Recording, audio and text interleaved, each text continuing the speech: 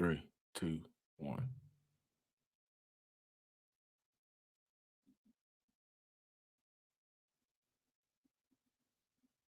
Three, two, one. Shane Steichen has been known to be an offensive mastermind. Did he finally get his weapon X? We talk about that. And how does stopping Anthony Richardson look like, all on today's special episode of the Locked On Texans podcast.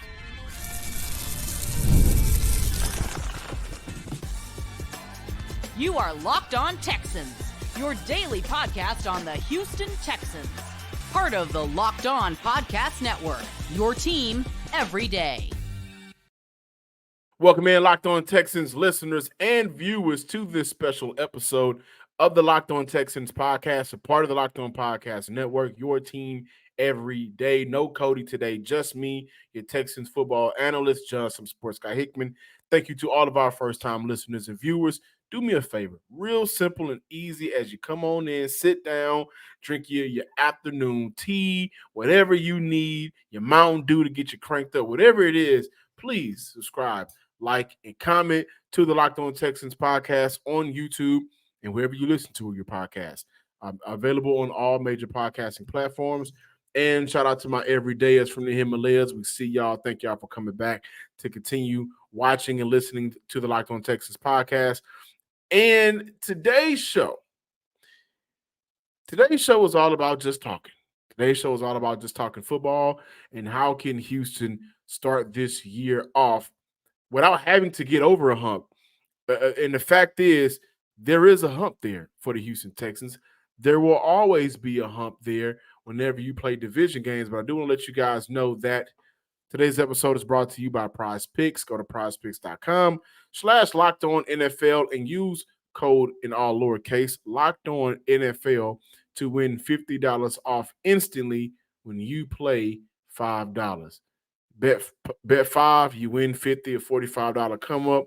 Who don't want that? Now, I will be looking at what does stopping Anthony Richardson look like to close off today's show. Normally we do 3 segments. Today will only be 2. But I wanted to open up looking at the Weapon X for the Indianapolis Colts, right? And we all just saw Deadpool. If you haven't just seen Deadpool and Wolverine, great movie. Weapon X. Whenever you hear Weapon X, you think of a player that can take your team, can take a group or a unit from average to above average to great, right? Case in point, I think Weapon X for Houston, we can all look at Tank Dell. By the way, Tank Dell is in a class of his own. So a lot of those other limited route receivers that we may have seen over the last couple of days, I'm not pointing in any fingers at Baltimore, but y'all leave Tank Dell alone. He's in a class of his own. When you look at this Colts game coming up on Sunday, I want you guys to understand this. No matter how we feel about this team's Super Bowl chances here in Houston, whenever you play a division game, it gets tough. It gets rough. You get the best out of your division rivals, division opponents, division mates, simply because they know you. They've been playing you. And in a lot of cases, they've been playing you for years. Case in point, since 2020, the Texans have suffered 3 straight losing seasons. We know it. We've experienced it.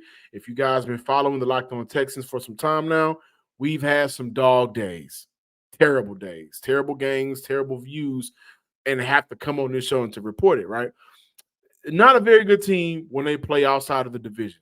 Their non-division record sits at 10-35, but in division games, 12-11-1, and of course, the one under Lovie Smith against who? The Indianapolis Colts to open up that season. The fact is, division games are typically harder because you play these teams twice a year. And during the window of competition, the window of championship, you see a lot of guys several times during that window, and you get a chance to learn the team.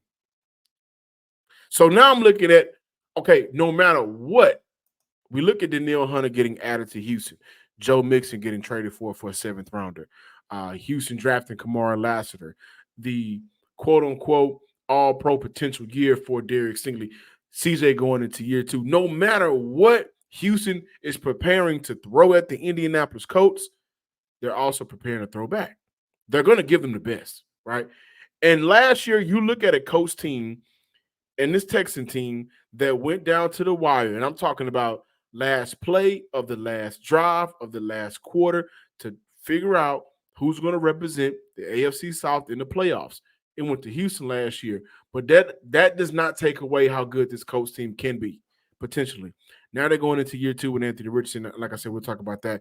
But when I look at this X Factor guys, for me, plain and simple, I look at Adonai Mitchell out of UT. I like to call him Mo City Mitch. If you're from Houston, you know what that means. Adonai Mitchell, I believe, is this team's X Factor. We got word at the time of this recording earlier today, no Josh Downs for the Indianapolis Colts this upcoming Sunday. So now you're looking at the rookie receiver will get those opportunities. And with those opportunities, it will help Shane Steichen's offense get to the level that I believe he anticipates this offense being under your quarterback, Anthony Richardson. And let me give you guys a little insight about Shane Steichen. He wants to run the ball well. They're going to run the ball. They want to take those big shots down the field. The Colts were not able to do that last year. Now check this out. 2023 Colts, 24th in explosive plays.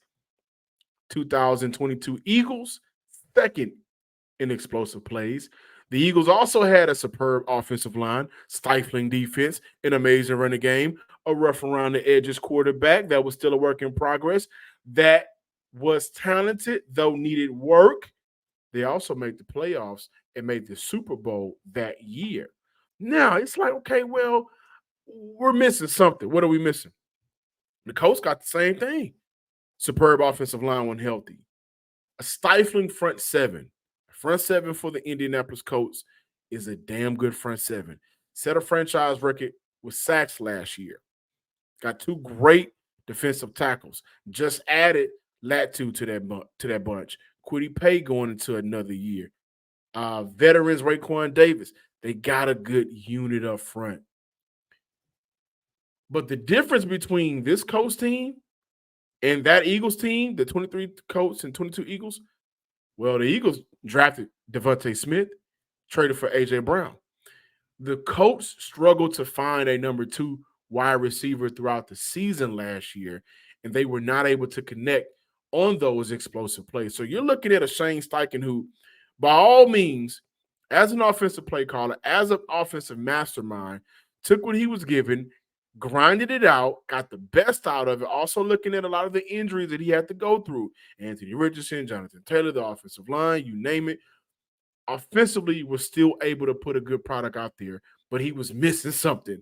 Was able to run that ball with Zach Moss when Jonathan Taylor came back. And we know that Jonathan Taylor ran all over Houston in the final game. Was able to have half of his offensive, what he wants to do on offense, was able to do that. Did not have a player that he could trust to go out there and make those big splash plays. Now, I'm not saying Adonai Mitchell is the next A.J. Brown or Devontae Smith. I would liken him to Devontae Smith. I think they have some similarities in their game. I do believe Mitchell has a high ceiling, and I believe adding Mitchell for the Colts and Anthony Richardson allows them, allows them to take those shots down the field more often. Pittman is a good receiver in this league. Nick Caserio, general manager for the Houston Texans, who, by the way, I think does an amazing job scouting teams week by week that the Houston Texans take on. He recently called Pittman one of the more consistent receivers in the NFL. So it's not Pittman that we're going to look at. But for the Colts, they needed a lot more from Alec Pierce. He has not been what they needed him to be. In 2023, Pierce averaged a 95% snap rate. 7th in the league for wide receivers. Despite that, however, he ranked 79th in targets per game, 3.8. That's not going to cut it. And you telling me that Mitchell can't come in and get 4 catches, 5 catches, and now he's going to open up the season with Josh Downs being out Sunday. Can he not come in and give you a little bit more if not the same, than what Josh Downs was giving this offense. And I believe that he is, and I like Downs, a more explosive player. So now you're looking at a receiver who's going to come in. Yeah, Alec Pierce is still, quote unquote, the starter. But, Coach, I can show you something. And I showed you in the preseason. And I showed you in practice. And I showed you a lot of the down the field plays that I've been making since I've stepped foot in Indianapolis. And also, according to Next Gen Stats, Alec Pierce ranked 91st out of 93 wide receivers in separation, 92 out of 93 in catch percentage. Pierce doesn't win against man coverage. He is not a guy that gets open. And when you look at some of these down the field shots that your quarterback, who I believe is still struggling in terms of accuracy, we'll get to that. In terms of touch, we'll get to that. You're going to need a receiver that can make his job easier. And with the speed that Mitchell has, 4.3 speed, with him being able to run routes so crisp that they can allow him to get open at the line of scrimmage, now you're looking at a player, now you're looking at a receiver that fits into a Shane Steichen's offense that I believe Alec Pierce, who was not drafted by Shane Steichen, doesn't provide the Indianapolis Colts. And again, Mitchell will have two opportunities. One, he'll be able to compete to be the Colts' bona fide number 2 this year. And I'm going to say this, guys, don't kill me. He'll be able to compete to be this team's, for the Indianapolis Colts, version of Tank Dell for an offense that wants to take those shots down the field. Plain and simple. Plain and simple. And when we look at Anthony Richardson, his quarterback in 2023 at Florida, Richardson attempted a higher difficulty throw. In terms of difficulty throws, he attempted more than any other quarterback in the country, was 10th in the country in average depth of target, nearly 11. And of all of Anthony Richardson throws, his deep throws in college, dating back to 2022, where he finally had a chance to play a full season.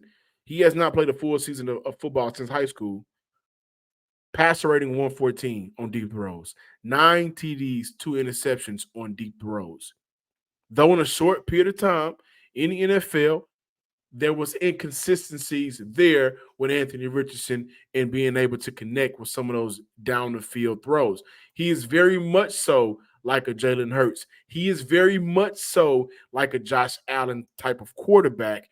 And when you look at what the Eagles was able to give Jalen Hurts, let's take a look at what the Buffalo Bills did for Josh Allen, who struggled in his first couple of years.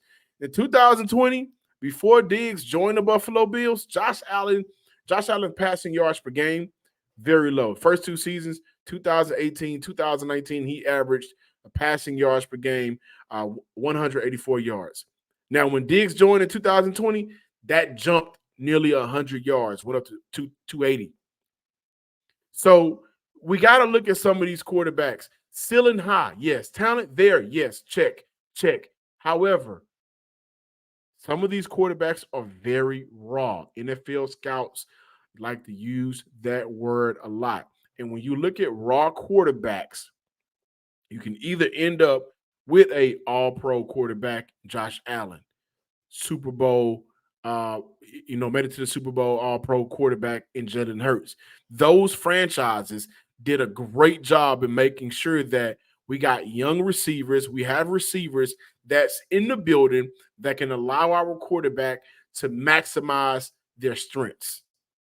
Looking at Shane Steichen with the Eagles, with Jalen Hurts, RPOs, big shots down the field. Whenever we can load, the defense is loading the box and they're expecting us to run the ball. Hey, they got Jonathan Taylor in Indy. That can cause a problem. And then now we can hit teams over the deep part of the field because Adonai Mitchell can get open.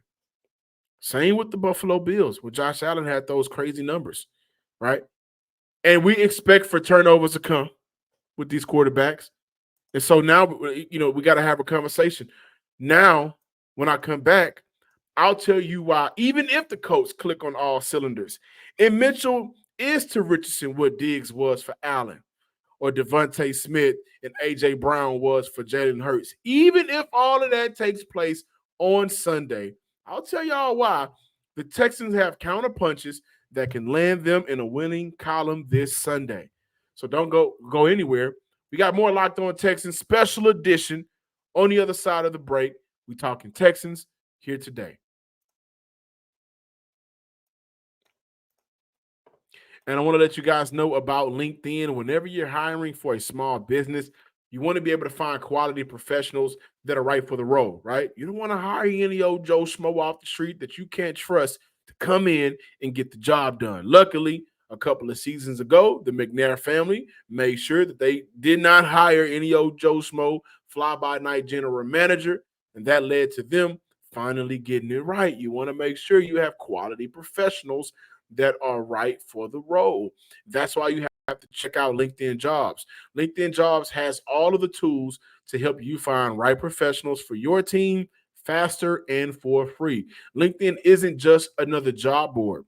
LinkedIn helps you find and hire professionals you can't find anywhere else.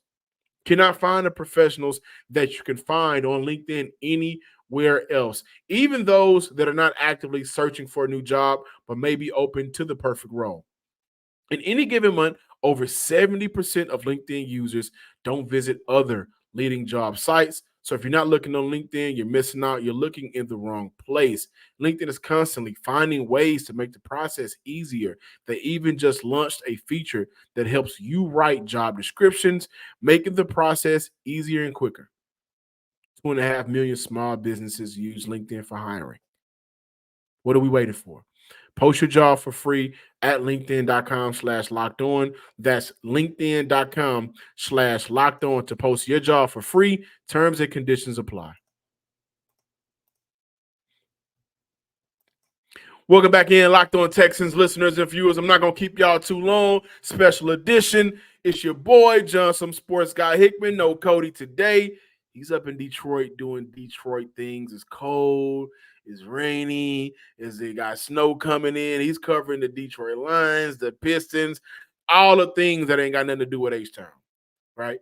What does have to do with H-Town is this Sunday opener against division mate Indianapolis Colts. Year 2 for CJ Stroud, full year for CJ Stroud, year 2, right? Before I dive into how can the Houston Texans combat what the Indianapolis Colts can throw at them offensively, I do want to let you guys listen to what Bobby Slowick had to say about CJ Stroud in terms of making things difficult for him as a quarterback during the practice sessions at training camp that would allow him to flourish on the field this season. You guys are going to love this. Yeah, I think he's always been all in on it. You know, he understands how valuable that is as a quarterback to just be able to stay on the field, get to third and manageables. And that's really what it's about. You know, it's my job to get number one as open as possible all the time. But, you know, not always going to do that. And when I'm wrong, how right can you make me? Are we wrong like, man, I just called a play and we lost 4 yards? Or can I call a play and be wrong and we gained 6? You know, and that started towards the end of camp. That happened a lot. You know, he really is bought into staying on rhythm, getting the ball out on time, and you know, really getting it to our playmakers' hands as often as possible. And that's not easy to do. Like, you have to be very deliberate in how you approach every day to go put that into action. And it definitely has grown. Very encouraging words from Bobby Slowick there going into year 2 as the offensive coordinator for the Houston Texans. I do want to highlight this. Everything he just said, guys, I've seen it. And the talk is, how can you get all of these players involved? You got Diggs now. You got a dynamic running back that we believe can really help Houston in the backfield, and Joe Mixon. Cam Akers' name is now added to the bunch. Nico Collins is coming off career year. A lot of people feel like the X factor for this offense is Tank Dell, and I haven't mentioned the tight ends yet. Well, what we've seen in practice, you guys will be able to see it starting Sunday for CJ Stroud and Bobby Slowick. It has been about getting all the guys involved. It has been about making sure the hot hand can touch the ball, but also getting other players hot as well. And in practice, they're making CJ go through his last read. So 1, 2, and 3 may be across the field, and you may have to wait until 4 gets open. That 4th player could possibly be Brevin Jordan. Maybe could be Dalton Schultz. They're going to get guys involved, and I am curious to see how it continues to plays out throughout the regular season. because the regular season is where it gets tough. But guys, best believe, trust, and believe the growth has been there for CJ. Hadn't get an opportunity to see a lot of him in preseason. He's a star quarterback now. You don't see a lot of star quarterbacks in the preseason too much. But you guys will see how much of his game has grown. And not only for CJ, the trust is there for Bobby. Bobby got to lean on CJ just as much as CJ has to lean on Bobby Slowick and the rest of his team. Now, let's get back to talking about Anthony Richardson. What does stopping Anthony Richardson look like? I'm going to tell you guys. Big Za, pressure, pressure, pressure, pressure, Texans fans. You need pressure Sunday because pressure busts pipes and it may bust the Colts up. I'm telling you that right now. Anthony Richardson is still a project quarterback as it stands right now, and he has his struggles with accuracy. It's well documented. He was a historically inaccurate quarterback in college. It's well documented. In college, 54% passer. 2023, and I'm talking about pressure now. In 2023, 4 games, did not play all 4 games for the full games. Richardson not only finished under 60% completion, but he also made a substantial number of bad throws. According to Pro Football Focus reference, over 21% of Anthony Richardson's pass attempts were considered bad throws or throws that had zero chance of being caught. That's just the facts. Also dating back to last year, because when Anthony Richardson, when you talk about him, you have to give context. One of the contexts, he's only played 1 full season as a starting quarterback since high school. Context, raw player, project player, developmental player. Not saying he can't get there, because I do believe his ceiling is around Josh Allen's, Jalen Hurts. But he needs the pieces, but he also needs the time. We talked about one of the pieces getting added in Adonai Mitchell, but time is where he's going to look to grow and thrive. If he does, he does. If not, we'll see. But I think with the Houston Texans, pressure is what's going to really win this game for them. Going back to last year, his completion percentage under pressure, 45%, sacked 7 times. Also, for perspective, Houston isn't a big blitzing team, so they rely heavily on their front 4 to create pressure, which going up against Anthony Richardson is a good thing. Every zone should be accounted for. He struggles against zone coverage. And boom, pressure is now busting pipes. Now Houston is looking at 2nd and long, 3rd and long, right? And also looking at how can you create that pressure. 2 names I don't really got to say. Will Anderson Jr. going into his 2nd year. He wreaked havoc last year, but also the vet, savvy vet, who I want to let you guys know he has really put an emphasis on, I don't have to think in this defense. I'm 100 miles and running straight to the quarterback. He had 16.5 sacks last year thinking. Now you're going to play out your mind, right? So you're looking at Danielle Hunter coming in for the Houston Texans. And also, guys, I also want to look at both Jalen Petrie and Azeez Al-Shaair being key players for this Texans defense coming up Sunday. Richardson now, he was able to find some success with the crossing routes, the mesh concepts. But when I look at Petrie being the extension of that linebacker unit and the upgrade Azeez brings as a pass cover linebacker, that gives Houston the much-needed boost in that room to be able to drop back in coverage, to be able to get back into some of those zones. And what I like about Azeez, and Big Sarge pointed this out to me, excuse me, 3, 2, 1. What I like about Azeez, and Big Sarge pointed this out to me, how he covered is very flowing in and out of zones. So he's able to kind of keep the ball in front of him, but his body is moving everywhere. So you're not getting him out of zone discipline. He's disciplined to his zone, but how he can read and react, I think, is amazing. I don't know when the last time the Houston Texans had a linebacker that can do that. Honestly, I don't.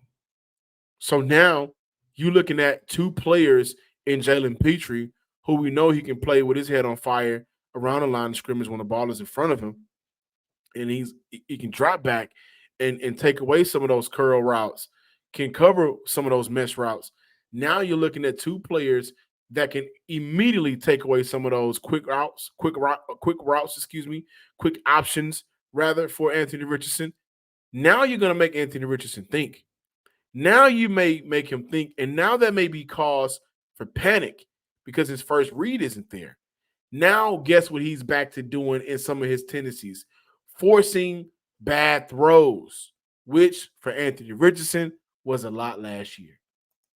So the Houston Texans have the personnel to take away the X factor in Adonai Mitchell. I think he still should be a concern for Houston because one thing I do agree with, a lot of tape. When you get tape on players, you can game plan for them differently. But how he'll be used in this offense, I'm really excited to see.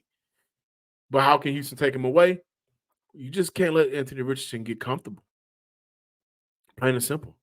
So I look at this game and I'm thinking to myself, I think Houston should come away with at least 2.5, 3 sacks and a couple of turnovers because he will gift them to you, whether that be by bad throws. And turnovers may not always be, let me clarify, it may not always be an interception or fumble. A turnover could be, we just forced this team to go 3 and out and they're punting the other way. Now we got excellent field position. Now it's 3rd and 13, only picked a gain of 4 up, 4th and 11. Now we're getting the ball back, good field position. That's a great way to look at a turnover as well, because if it leads to points, that leads to Houston coming out of that game with the dub. Am I right or wrong? Thank y'all for listening to today's episode, this special episode of the Locked On Texans podcast. If you like this, let me know in the comment section. John, I'm messing with it. Some sports guy, I like it. Do it again. And I will. Whatever y'all want, I got it coming for you. Make sure that you are subscribed, liking and commenting to the Locked On Texans podcast on YouTube and wherever you listen to your podcast. Also follow me on Twitter at John_Hickman12. Again, that is John_Hickman12. Until next time, ladies and gentlemen, my players from the Himalayas, to all my new family and friends, peace. We got more Texans talk coming at you next week.